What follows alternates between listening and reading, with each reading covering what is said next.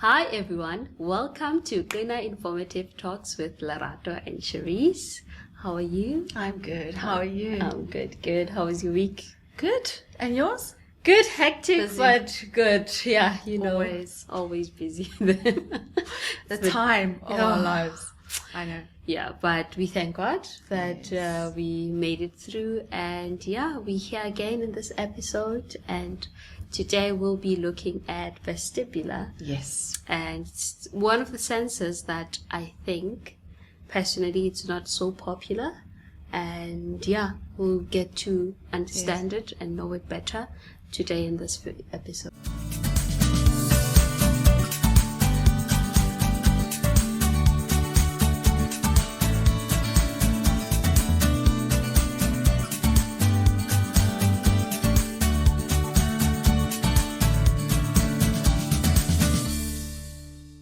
So today we're going to be looking at what vestibular is and what vestibular dysfunction is, the symptoms of it, the sensory processing disorder categories it falls under and how it affects it, the causes, and the diagnosis and treatments.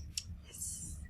Yeah, and we did dive into the sensory processing disorder in our previous episodes, so check them out and you get to find out more. But in this one, we'll be predominantly looking at vestibular and the sensory processing disorder. So Yes. So vestibular is basically the balance and movement. So we have a little organ in our inner ear that receives information of where we are with our head and body in relation to the space on Earth and the space around us. And then it sends those messages to the brain to organize, modulate, discriminate, integrate, and coordinate. And then the brain sends back messages to our sensory parts, specifically like visual, auditory, and gross motor mainly, to adapt our bodies and respond appropriately. Sure, that's quite informative. And we will dive into it more so that you, by the end of this episode, you really understand what is vestibular, because some will say that Cherise just said a lot of words that I don't understand.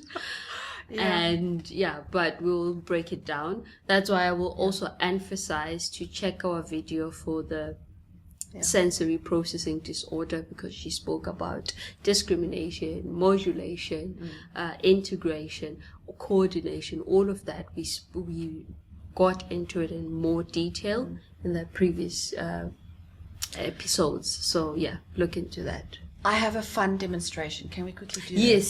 Yes, please. So just to give you a little bit more detail on what vestibular does and what the function is, if you close your eyes, okay, and you move forward with your head and neck, move to the right or left. So if you open your eyes, if your eyes see and your body feels and you have projected that you're in the right place where you thought you would be, then your vestibular system is doing its job. But make sure you know your right and your left. Sorry about that. Don't worry. We all get that. I even get that confusion sometimes. So that was, that gives you an idea of what so the vestibular system is doing its job if you are aware of where you are in space, if you've done the positions and you know where you are.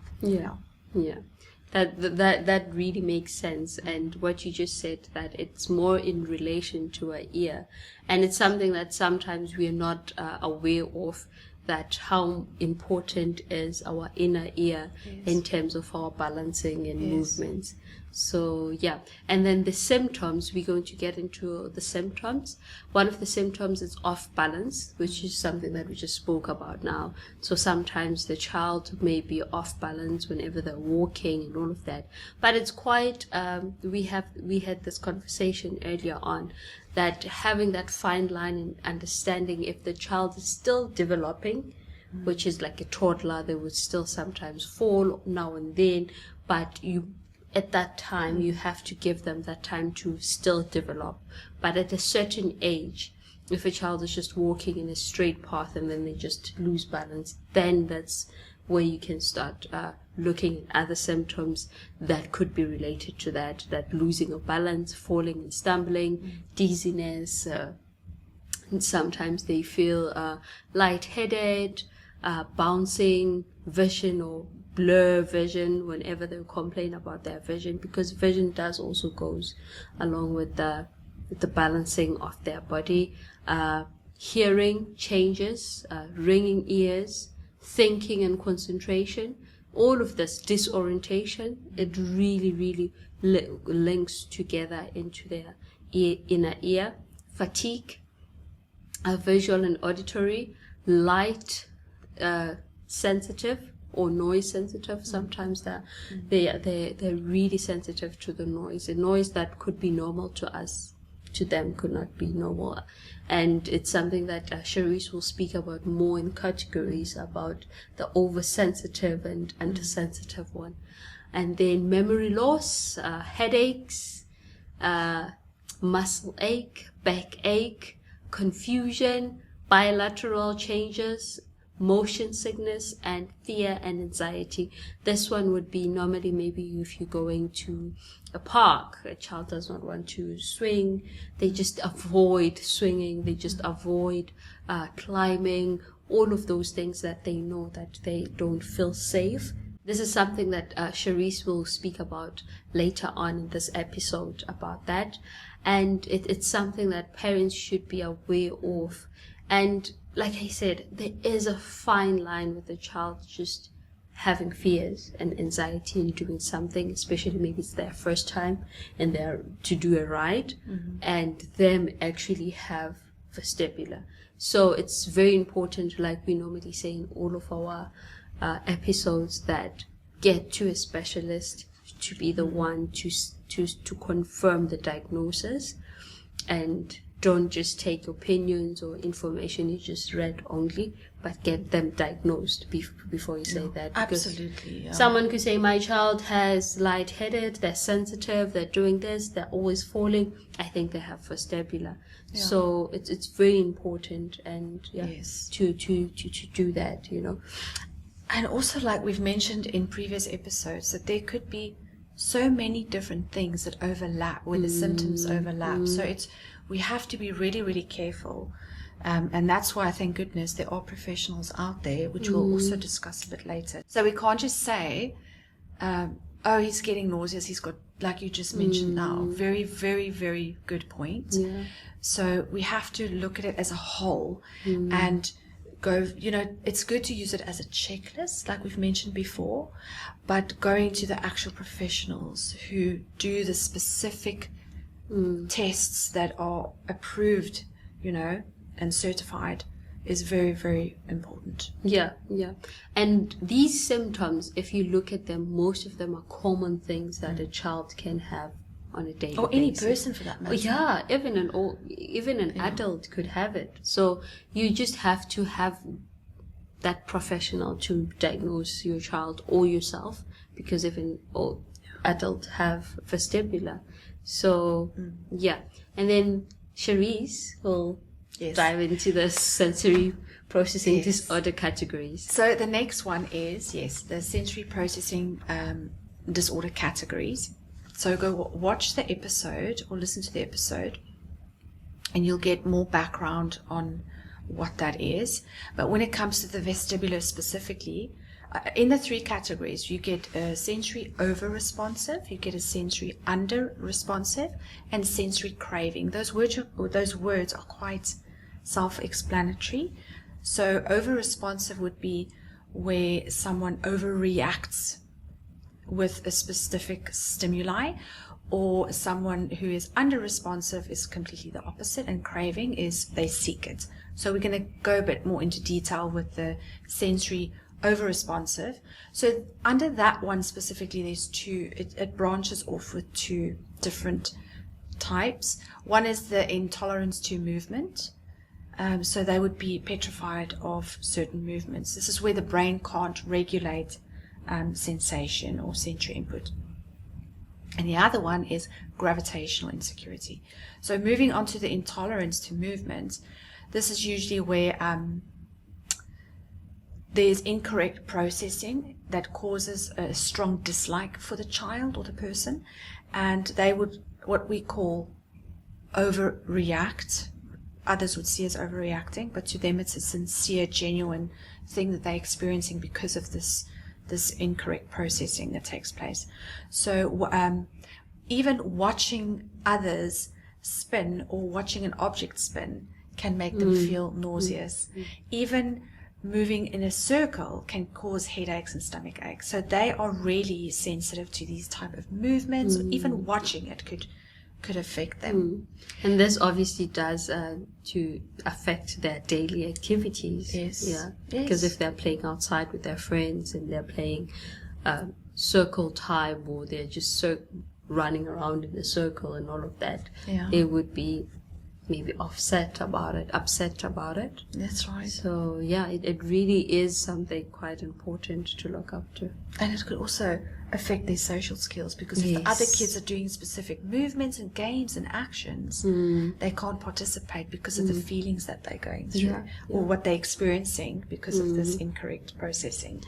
Yeah, and it makes them to have low self-esteem, because obviously if their friends are playing and they're not playing with their friends because of maybe they're feeling ill, like nauseous or dizziness and all of that, obviously their friends sometimes will say, she's always tired, or she's always has a headache whenever we're playing.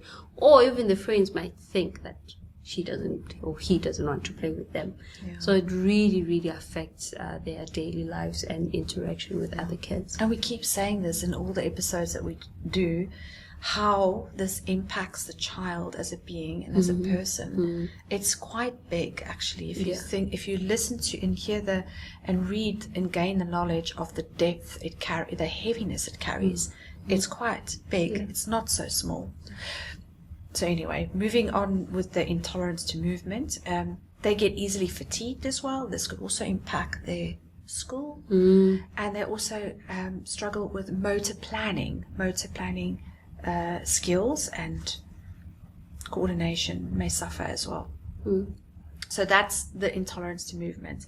In which the intolerance to movement, the motor planning and skills of coordination, it's something that you will see with their gross motor also, because it will affect their gross motor and affect them in the classroom, in writing, and all of the other things that they need to do, sitting up straight in the classroom while they're writing, PE while they're doing sports. Other kids will be doing sports and they can't do sports, whatever the reason could be while they're feeling at that time.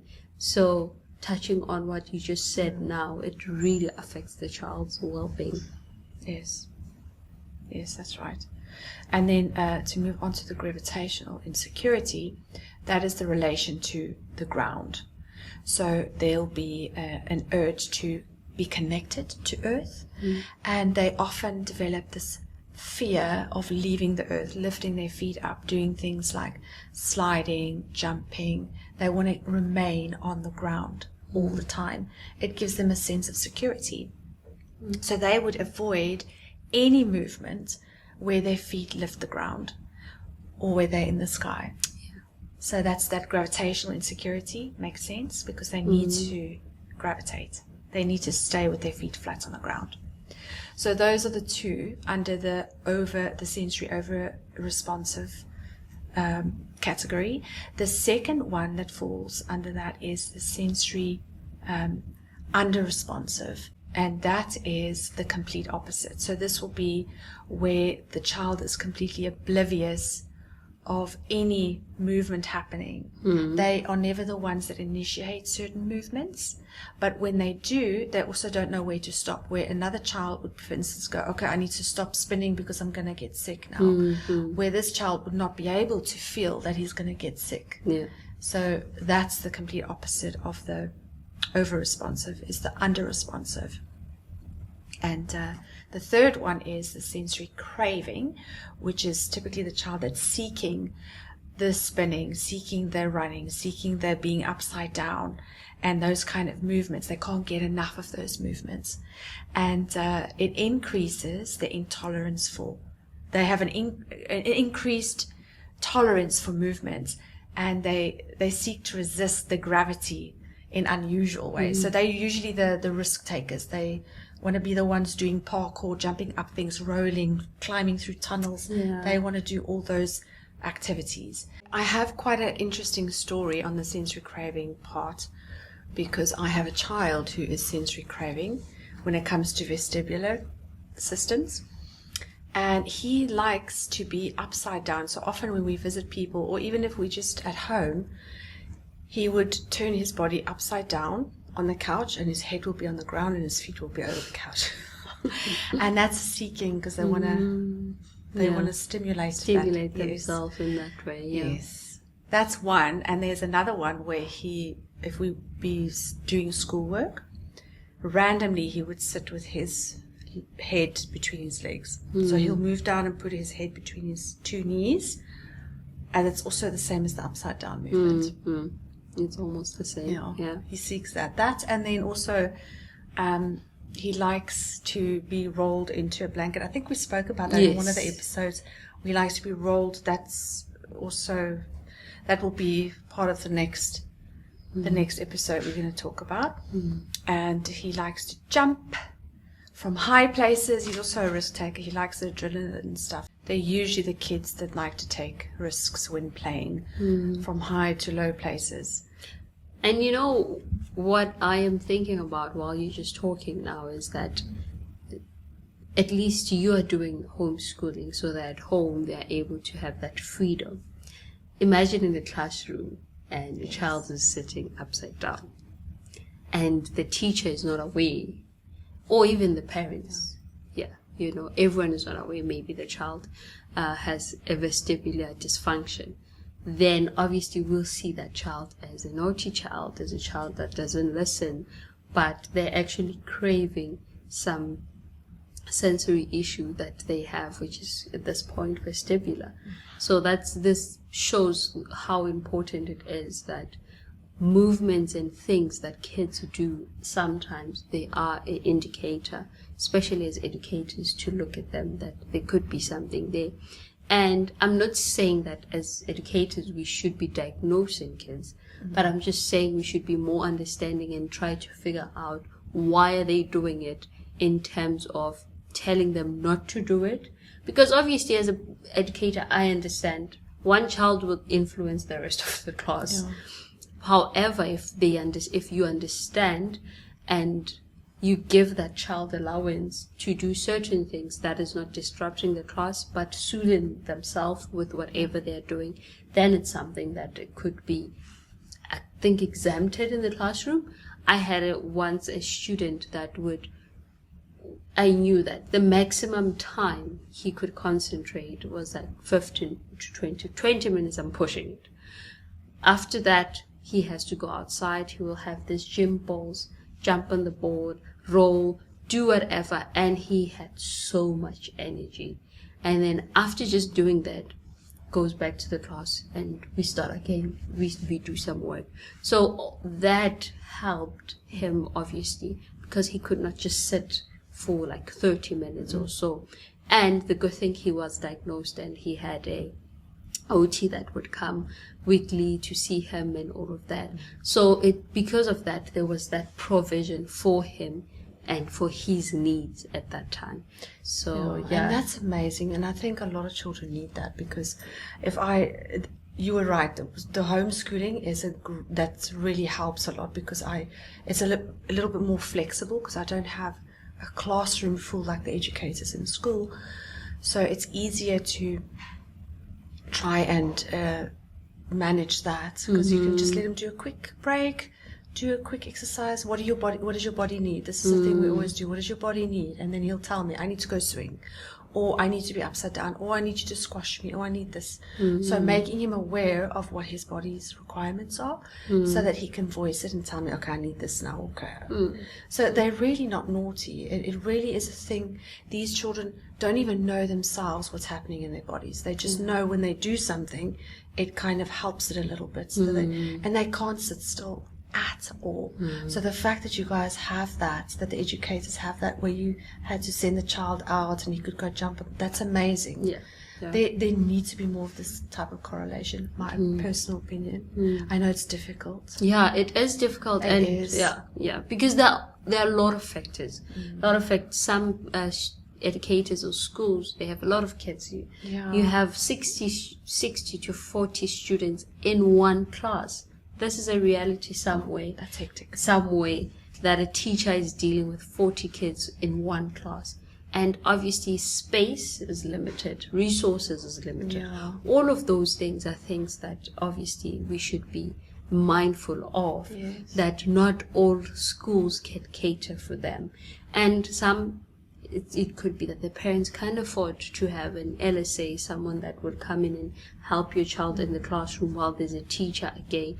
So it's sad as it is. It is. It is sad, to be honest. It is sad. But there's just a lot of factors, because we can't expect a teacher that has 50 kids to actually spot that and, No, you can't. That's a lot of pressure on the exactly. teacher. And it's just not only that class.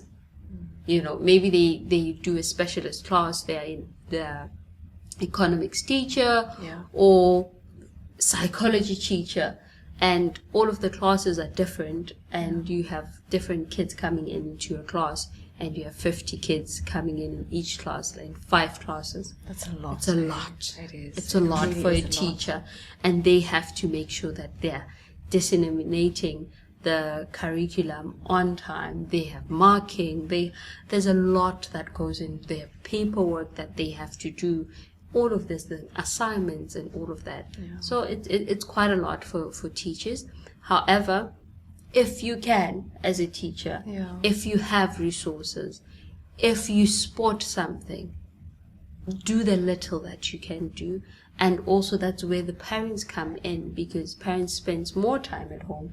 They see it at home while they're watching TV or whatever. They see a child maybe sitting in a different way. Well, I did it as a child. It's normal. It's normal. But obviously you look at other symptoms related to it, and then you try to see, and like you normally say, take out a box and have a box and list it to say this could be this, could be this, could be that. And then if you can, that's another thing, going to a specialist, because some countries or some places, they don't have the certain specialist and also the resources and the financial aspect of it, because they're just so expensive. That's the reality of it. So all of these things, they're quite daunting, but and I think the technology we're living in is making it even more challenging, because usually kids would play outside, those things will be stimulated. Yes. Now it's not the case, so those things are arising, I feel, a lot more now. Because they're not getting enough stimulation. They're not getting enough stimulation. They're not getting enough. When we grew up, you used to go outside, climb trees and all of that. Some of these things would be actually I wouldn't say self-correct, but we would naturally stimulate those. Yes, that's the word. Naturally stimulate them, and without us even knowing, and without our parents even knowing, and then we'll get better and better and better. Because if you can look at what the OT does, those are things that we used to do outside. Naturally. But now because the kids are inside, and we're not in any way saying screen time is all bad. That's another thing. It's using it in a safe way. It in a safe way in a limited time, because kids are kids. Boundaries needs to be there at the end of the day. So if a child will be in the screen for 3 consecutive hours or 5 consecutive hours, then you really should be thinking about it as a parent, that is it helping? Because they need the air, they need the fresh air, they need their gross motors to be enhanced. They need their physical ability. Mental also, the brain is stimulated when they're outside. But the screen is definitely doing the opposite of that. I know some parents will not love us for that. No, but hey. it is. Yeah. So. It's good. It depends on, it's like anything else. It depends on how we use it. Yeah. It could be the same for sugar. It could be the same for anything else. Yeah. You know? Too much of anything could be a disaster, ruin some things. Yeah. So, sorry, we were talking about the sensory craving, right? And there was another story I wanted to tell you about. So everything is an obstacle. Brendan was a toddler. He was like 2, maybe younger even, maybe 18 months. And he used to build obstacles by himself. He used to take his tins of milk or his nappy bags or anything he could find in the house. He would build little obstacles and hop and bounce and then bounce over this one and jump on this one and bounce over. He used to build these little obstacles. So, but I never knew that back then, you see. And also they're playing. So, yeah, you never know. But I know now that back then he was stimulating that busybody. And it shows the creativity they have, which is a positive thing about it. As much as they have the sensory vestibular dysfunction, but at the same time they have that creativity to say, I'm feeling like this, let me do this. That's them creating or say a pseudonym or self-regulation technique or activity for themselves, which is a good thing. That imagination is brilliant. They need to have that. Yeah. So I think we are close to the end of this one now with the craving. It's swinging and rocking and spinning, and usually you'll find them on merry-go-rounds, constantly playing on merry-go-rounds. You know, in the parks outside, there's I don't know if you get them anymore even. Do you? I haven't seen them. Some places. Some places. The positive about this is when they are craving these motor skills, they are also advancedly developing these skills. If you think about the under-responsive child and the under-responsive child versus the seeking child. So the under-responsive child, unfortunately, because they're avoiding those type of things, their motor skills will be underdeveloped versus the craving child, which will be quite a little bit more advanced than them. Yeah, that's true. Wow, that's really quite informative for us to learn. And right now we'll talk about the causes and just mention a few. It could be infections, ear infections, that kids would get maybe a number of infections I'd say consistently. They keep on getting infections. That's why it's so important to make sure that you check it out. Inner ear problems such as poor circulation in the ear, problems rooted in the brain such as a traumatic brain injury. So those are kind of the few causes that we have, and there is more, obviously. So we will put more information in the description box so that you can find out about them. How to be diagnosed. We spoke about specialists a lot. You could have an ENT checking, obviously, the ear of the child, or you mentioned an audiologist. So yes, and also it does depend in the countries you stay as well. Yes. Mainly, yes. ENT and audiologists, they do certain tests to pick up on these kind of things. Yeah.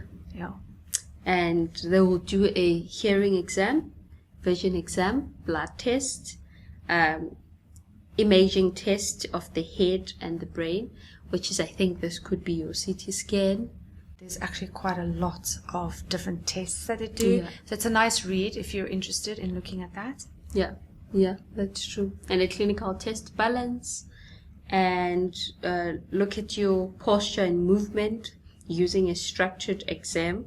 So we get to understand that for a specialist to come to a conclusion or the diagnosis, there are a number of tests that have to be run.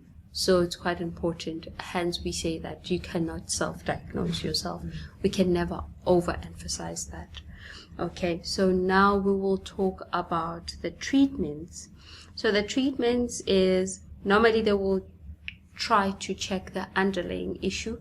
Like, for instance, if you have an infection, obviously you get an antibiotics for them to just try and help you with the ear issue infection, and then try to look at the inner ear of the child. So it's very important that there's sometimes underlying issues before the sensory one, the vestibular one. And changes in life, like for instance, your diet and activities. Like we mentioned, like if a child spends more time on screen, then obviously you have to reduce the screen and make sure that they're doing more activities outside, even inside. Because I know sometimes, for instance, in the UAE, during summer, we can't go outside. Yes. We're stuck inside because it's really hot. So having those activities indoors, they really help a lot. Taking them to the parks, indoor parks. I know that Brendan has a swing, so indoors in their room. So all of that, if you can. And there's so many different things to do inside. Yeah. Gym balls, yes. There's mattresses they can do bouncing and stuff on mattresses. Yeah. They can even your sofa. Some will not allow that, but I wouldn't mind. Yeah. But to be honest, even your sofa, like things like that, a chair, making them climb on the chairs, obviously doing them in putting boundaries and making it an activity. But there is definitely a way. Yeah, there is a way, and using what you have. You don't have to go and strain yourself financially and buying things that maybe you don't have the financial capacity of. So and if you have a lack of creativity, no, I'm kidding. No, actually, some people actually really struggle with that. Yeah. You just use Pinterest. Pinterest is amazing. I know. Yeah. There's so many creative ideas out there to use in the house. You can even use the block tiles in your house to do obstacles and bounces. And, yes. Let them roll from one spot to another. There's so many different ideas. There's really many. So even in a small house, you could be surprised what you can do with what we have. Sometimes we take for granted what we have and think we need more, but sometimes you don't need more. Use what we have. Try to use what you have in order to enhance your child's health and well-being. Okay, surgery. If it's severe, that's another one that they could do. And then rehabilitation, that's another one, which would then come as in the OT that will help you with exercises and what to do in your daily lives, and it really enhances your integration. Which is integration. So it depends on the what the causes are versus what treatment you'll be using. That's why it's so important, because there's a vast amount of causes. It's good to get the proper treatments like you've mentioned before. I think that's a really good point that you've made with that. It's so important to get a proper diagnosis and proper treatment, and make sure that you're in a lookout on your child's health or your health, because even adults can have vestibular. So it's just so important for us to take care of ourselves, especially in these times. There's a lot of sicknesses, there's a lot of things going on. But like we said in one of the episodes, is that a lot of these cases, it's things that you can work around it. You just have to find ways and activities in how to soothe and self-regulation and stimulate your child. So I think this is a really lovely topic. I do think we sometimes forget. I mean, even me going through the stuff again, it was nice to bring that up again and know these things. It really is good tools to use to help your child when necessary. I always say they're the next gen. We have to give them the tools. Yes. So we really need, the good thing about this generation is that they have all the information. Technology, yeah. With technology, we have all the information.